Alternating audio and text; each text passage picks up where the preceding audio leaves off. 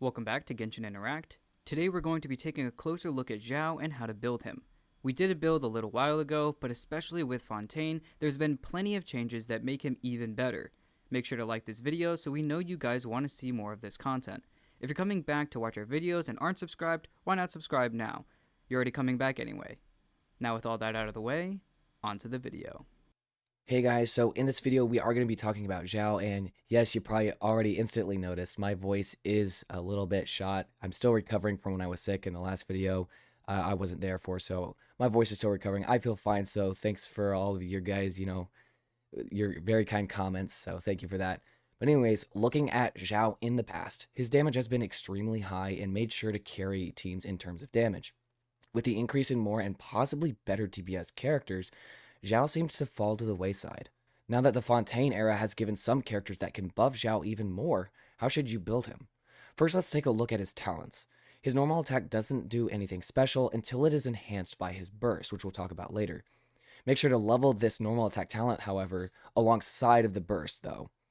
For example, if his burst talent is level 8, make sure his normal attack talent is level 8 as well. Looking at his burst next, Xiao puts on the Yaksha mask, which increases his jumping ability, increases his attack AoE and damage, and converts all of his attack damage into anemo damage. This infusion cannot be overridden by any other infusions given by other characters like Bennett's C6 burst field, for example. All this power comes at a cost though.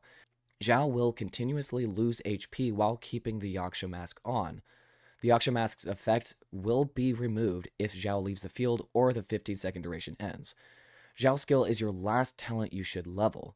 It does a good amount of damage, but it does not need heavy upgrading, like the burst and normal attack.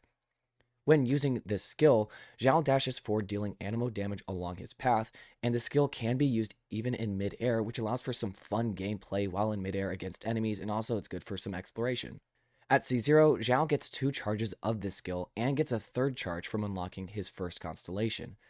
Xiao's first passive talent increases his damage the longer he keeps the Yaksha mask on from his burst. His second passive talent increases each subsequent skill hit. Better explained, using his skill will increase his next skill use by 15%. Xiao's kit is all about putting everything he has out on the field. Make sure to stay in his burst as long as possible and use up his skills to do more and more damage. While upgrading your talents will heavily increase your damage, your artifacts are another vital part of any character. Looking at Xiao's ability to use different sets, he's pretty flexible. His best set to use though is the 4-piece Vermilion Hereafter set. The 2-piece increases attack by 18%, and the 4-piece set states that after using an elemental burst, this character will gain the Nascent Light effect, increasing their attack by 8% for 16 whole seconds. When the character's HP decreases, their attack will further increase by another 10%. This further increase can occur this way a maximum of 4 times. This effect can be triggered once every 0.8 seconds. Nascent Light or that Nascent Light effect will be dispelled when the character leaves the field. If an elemental burst is used again during the duration of the Nascent Light effect, the original Nascent Light effect will be dispelled, and basically refresh it to the 16-second duration. This set was literally built for Xiao, but the thing is that you may not have the ability to throw hundreds of resin into this domain to get a good set. So let's take a look at some other sets that Xiao can use. Another good 4-piece set Xiao can use is Desert Pavilion Chronicle. The 2-piece increases anemo damage bonus by 15%, and the 4-piece set states that when charge attacks hit opponents, the equipping character's normal attack speed will increase by 10%, while normal, charge, and plunging attack damage will increase by 40% for 15 seconds. The big thing with this set is to make sure that after you use Xiao's burst, you need to make sure to do a charge attack and then do your plunge after plunge after plunge in Xiao's burst so you can proc the 40% plunging damage increase from the 4-piece set. Another very good 4-piece set that has popped up because of Fontaine is the Marechaussee Hunter set. The 2-piece set increases the normal and charge attack damage by 15%, and the 4-piece set states that when current HP increases or decreases, crit rate will be increased by 12% for 5 whole seconds.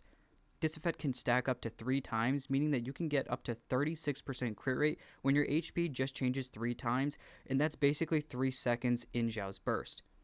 By losing HP for a 4th time, a 5th time, a 6th time, and so on, you can refresh that duration of the 3 stacks for those 5 seconds, but you can't go past the 3 stacks. Since Xiao ascends into crit rate, this set can give you 36% crit rate as well. After you losing the HP 3 times in his burst, you can be at 60% crit rate without any substats at all. If you do not want to or cannot spend all the resin in the world to grind out these 4-piece sets, you can always look for a combination of the following 2-piece sets. Desert Pavilion Chronicle and Viridescent Venerer are good for Animo damage bonus, and Echoes of an Offering, Gladiator's Finale, Vermilion Hereafter, and Shimenawa's Reminiscence are very good for increasing attack. Looking deeper into artifacts, I want to go over the artifact main and substats Xiao favors. Xiao likes to run an attack percent Sands, an Animo damage bonus Goblet, and a crit rate or crit damage Circlet based on what you need. The priorities when looking at substats for Xiao should be crit rate and crit damage, then attack percent, then energy recharge. Although Xiao is an Animo character, Elemental Mastery is not really a necessity for him and does not increase his damage enough for it to be a stat that you want to go after. That being said, it's not an utterly useless stat for him. Taking a look at what a typical Xiao's crit ratio should be, you should sit at or above 60% crit rate. Although he hits multiple times in his burst, you want to make sure each number is a crit. This crit could be the difference between a 50k and well over a 100k. Normally, because his weapons and his ascension go into crit rate, your main focus should be probably on crit damage on your stats. Keep in mind that if you have the 4-piece Marshallzade Hunter set, you do not have to worry about crit rate at all if your Xiao is level 90, since you will be sitting at 60% crit rate within seconds of activating his burst already. Arguably the most difficult section to choose for Xiao is his weapon. Xiao's personal weapon is Primordial Jadewing Spear. It has a high base attack and an ability that further increases attack. The main stat is 22.1% crit rate at level 90. While this could be his personal weapon, Staff of Homa is another polearm that fights for the quote best in slot role for Xiao. With 66.2% crit damage as a main stat and an ability that increases attack based on HP, it is no wonder why this weapon does wonders for plenty of Xiao mains. If you are running this weapon on him, I would highly suggest focusing on crit rate on your stats or run the 4-piece Marshallzade Hunter set.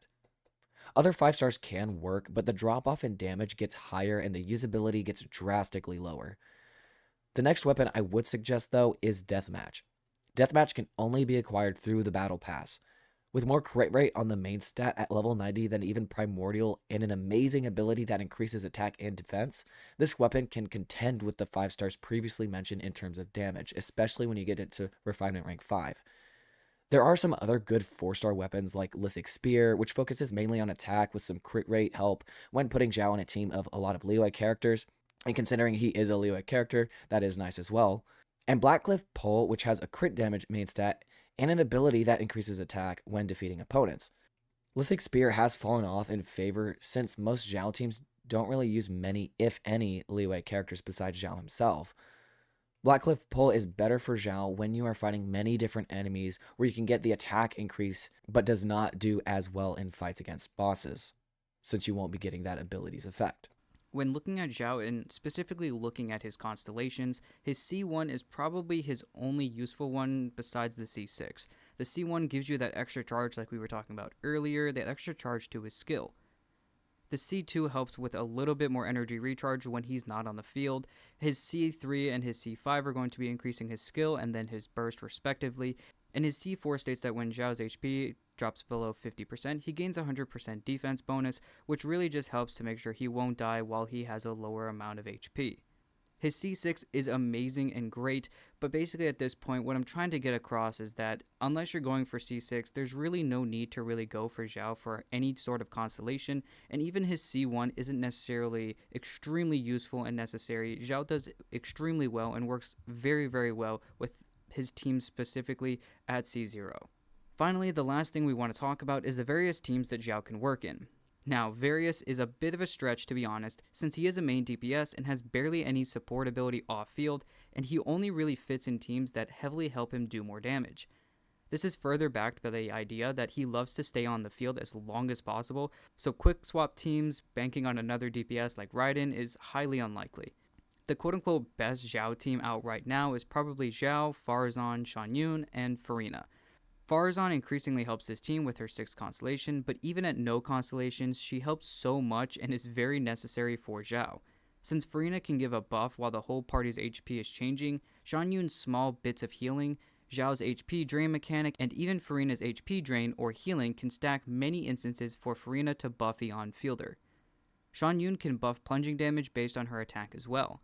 If you do not have Farina or Xianyun, you can use Bennett in place and even use Mona in place of both of them. Even if it is just a Xiao and a Bennett on a single team with some other characters that give buffs from other sets, or even just some other damage dealers like Xiangling on a different set, Xiao can still do high hits of damage. The main thing you want to keep in mind is that since Xiao drains his HP, he almost always needs a healer in the team, even if you are using a shielder like Zhongli. I'm going to be using a few different teams with my Xiao to show you how some teams can work in the Spiral Abyss. Sadly, I did not go after Farina, so I do not have her in the teams, but most of these teams are really working well, and like I talked about earlier, Xiao and Bennett as a combination work just fine, even with some extra supports. Hope you guys enjoy.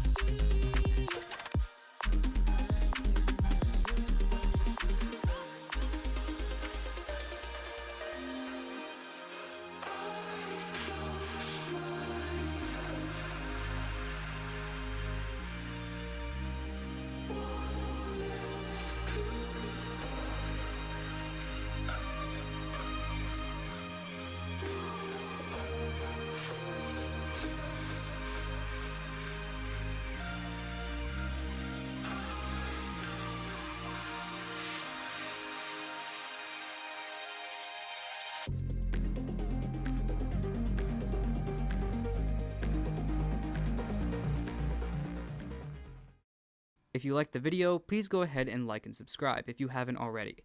Comment down below on how you build your Xiao, or ask us any questions you might still have. We'd love to help. That's everything we have for this Xiao build guide, so we'll see you guys in the next one.